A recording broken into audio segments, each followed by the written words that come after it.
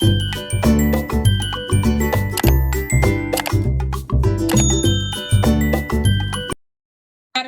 Kitchen मध्ये आपलं स्वागत आहे। आज आपण दिवाळी विशेष तिसरी रेसिपी घेऊन आलेली आहे मी तुमच्यासाठी। तर बघा, अशा मस्त खुसखुशीत करंज्या बनवलेल्या आहे आणि त्या करंज्या कशा बनवायच्या एकदम परफेक्ट पद्धतीने मी तुम्हाला सांगितलेले आहे। हे बघा, एक करंजी मी इथं तुम्हाला तोडून दाखवते। खूपच असती मस्त खुसखुशीत करंजी झालेली आहे। तर वेळ न घालवता पटकन रेसिपीला सुरुवात करूया आणि व्हिडिओ शेवटपर्यंत बघा। हे बघा, गॅसवर कढई ठेवून घेतलेली आहे। आता आपण सगळ्यात पहिलं इथं अर्धी वाटी रवा घेतलेला आहे मी। तर तो रवा आहे ना चांगला भाजून घ्यायचा आहे आपल्याला।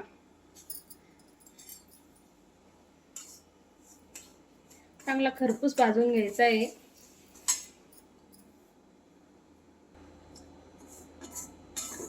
बघा, असं मस्त भाजून घ्यायचं आहे। रव्याचा वास यायला लागला का असं मस्त रवा आपण काढून घेऊ। बघा, असा कलर चेंज झाला पाहिजे रव्याचा, बघू शकता तुम्ही। आता आपल्याला अर्धी वाटी खोबरं घेतलेलं आहे मी आणि हे खोबरं किसून आणि थोडं मिक्सर मध्ये बारीक केलेलं आहे, म्हणजे त्याचा आपल्याला चुरा पाहिजे। तर खोबरं पण असं भाजून घ्यायचंय। किसलेलं खोबरं आहे ना खूप असं मध्ये मध्ये येतं, त्यामुळे थोडंसं बारीक करून घ्यायचं। एक चक्कर मारून घ्यायचं मिक्सरच्या जारमध्ये टाकून, याला हलकसं भाजून घ्यायचं। तूप वगैरे काही टाकत नाही मी, असंच भाजून घ्यायचं। कारण की जास्त दिवस जर करंज्या ठेवायच्या असेल तर तूप वगैरे काही टाकायचं नाही जास्त, कारण की काय होतं ते खवट लागतं जास्त तुपामध्ये। खोबऱ्यामध्ये जर तूप जर टाकलं ना तर खवट होते लवकर, त्यामुळे असे सुक्कच भाजून घ्यायचं याला सारणसाठी।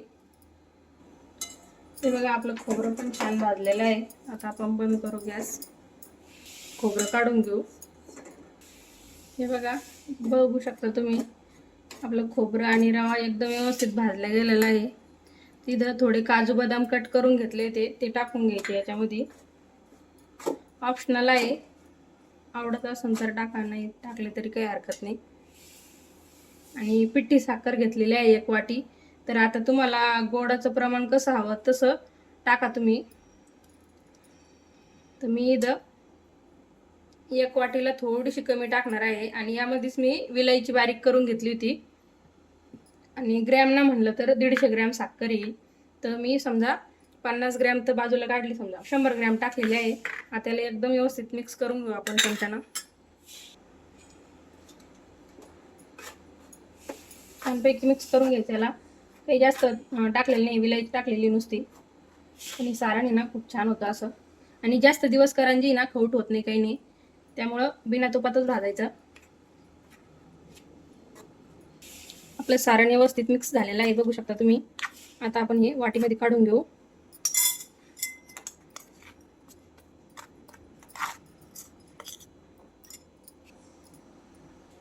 आता आपण 1 वाटी मैदा घेतलेला आहे। आता एवढा मैदा आपण मळून घेणार आहोत। थोडंसं मीठ टाकून घ्यायचं चवीनुसार, त्याला छान मिक्स करून घ्यायचं। असं एक गोल हे करायचं, कारण की आपल्याला याच्यात कडकडीत तुपाचं मोहन टाकायचं आहे, म्हणजे आपल्या करंज्या चांगल्या खस्ता कुरकुरीत होतात।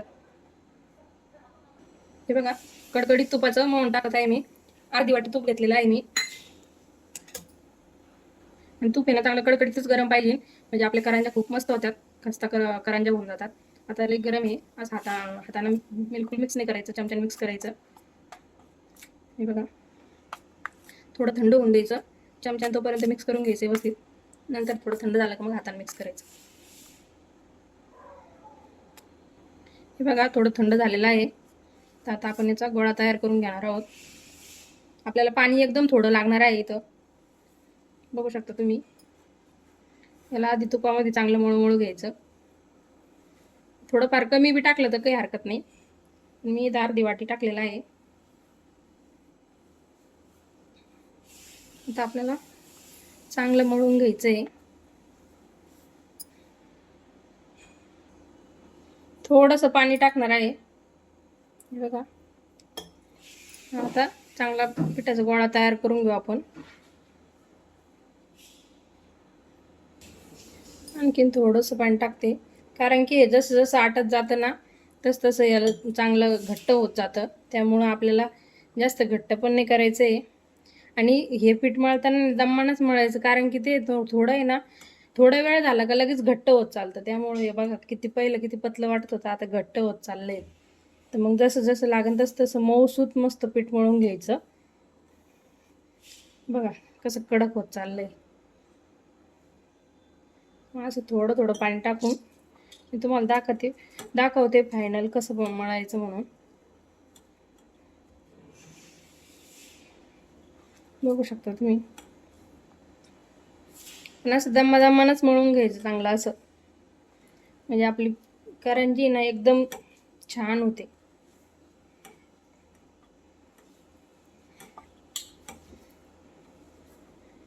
हे बघा किती ढिल्लं वाटतंय. आता लगेच 2 मिनिटात परत तर घट्ट होईल पाहते. त्यामुळे ना थोडं दमादमानं मळलं ना व्यवस्थित करंजी बनली जाते आपली. आणखीन थोडं पाणी टाकते मी. बघा आपलं मस्त मऊसूत पीठ मळून तयार आहे. आता असं सैलसर मळलं आपण, पण आहे ना अजून आपल्याला 10-15 मिनटं त्याला भिजत ठेवायचं आहे. त्यामुळं ते थोडंसं घट्ट होणार आहे आणखीन. तर अशा पद्धतीने मळून घ्यायचं आहे आपल्याला पीठ. बघू शकता तुम्ही किती मस्त मऊसूत पीठ मळलेलं आहे आपण. आता आपण याला झाकण ठेवून एक 10 ते 15 मिनटं भिजत ठेवू, म्हणजे चांगलं फुलून येतं पीठ. बघू शकता तुम्ही.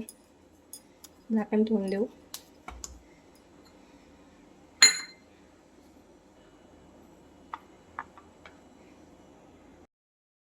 हे बघा, बघू आपण चेक करून. मस्त पीठ फुललेलं आहे, बघू शकता तुम्ही. 10-15 मिनटं झालेले आहे. आता आपण याचे छोटे छोटे गोळे करणार आहोत आणि पुऱ्या लाटून घेणार आहोत. हे बघा असे छोटे छोटे गोळे करायचे, जास्त मोठे नाही करायचे.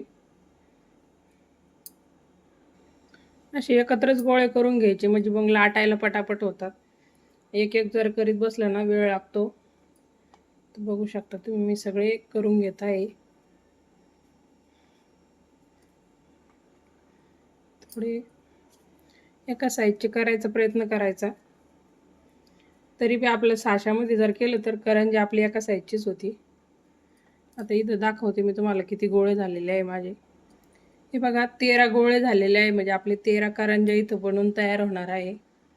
आता आपण याला लाटून घेऊ.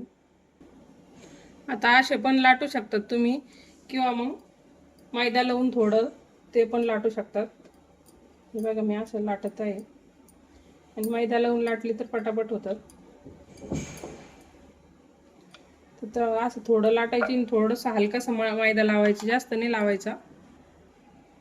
हे बघा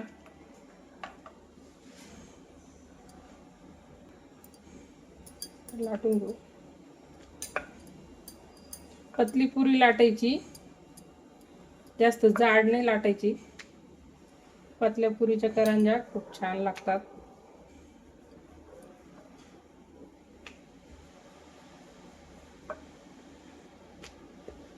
बघा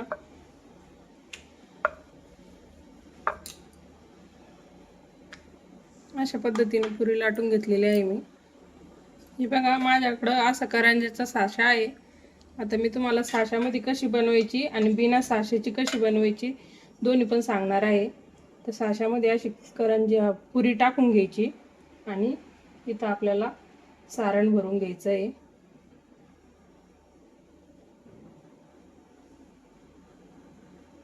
सारण एकसारखं भरायचं. हे बघा त्यानंतर अशी आणि साशा असं दाबून घ्यायचं फक्त.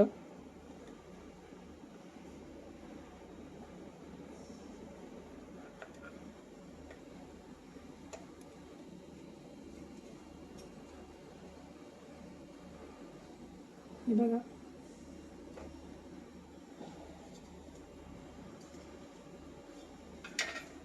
बघा किती छान करंजी तयार झालेली आहे.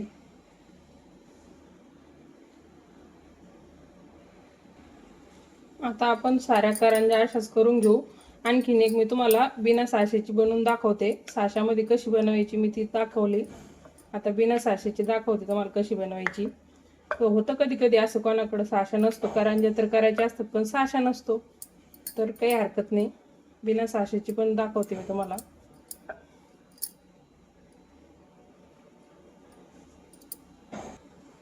हे बघा, अशी पुरी लाटून घेतली तर अशी अर्धवट धरायची आणि बरोबर याच्यामध्ये टाकायची। थोडी साईडला गेली काही हरकत नाही। हे बघा, अशी दाबून घ्यायची।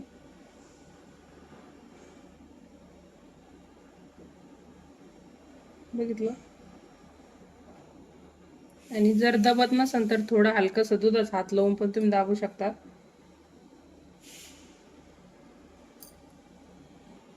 हे बघा, काटा चम्मच असतो ना आपल्या इथं, तर त्याने आहे ना अशी डिझाईन पण करून घेता येते आपल्याला।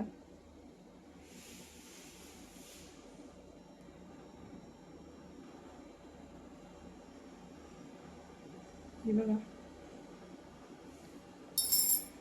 उचलून पण दाखवते तुम्हाला।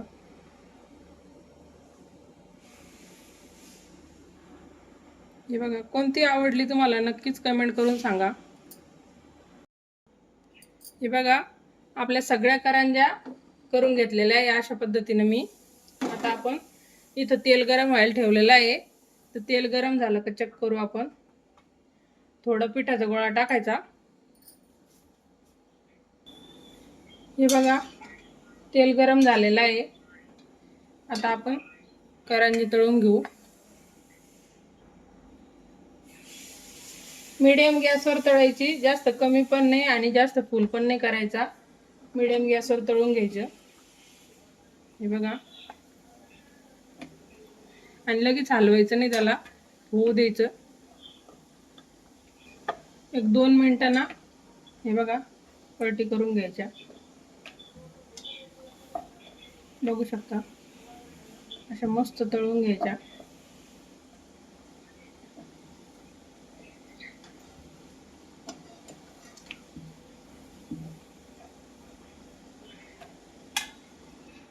हे बघा, अशा कलरवर तळून घ्यायच्या।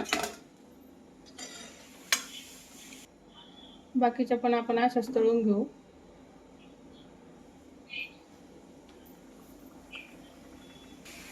हे बघा, आपल्या दुसऱ्या पण तळून झालेल्या आहे। आता ह्याच पद्धतीने आपण सगळ्या तळून घेऊ। हे बघा, आपल्या करंज्या इथं बनवून तयार झालेल्या आहे। तर ह्या दिवाळीमध्ये नक्कीच अशा करंज्या तुम्ही ट्राय करून बघा। आवडल्यास व्हिडिओला लाईक करा, चॅनलला सबस्क्राईब करा। भेटूया नवीन नवीन रेसिपी सोबत पुढच्या व्हिडिओमध्ये।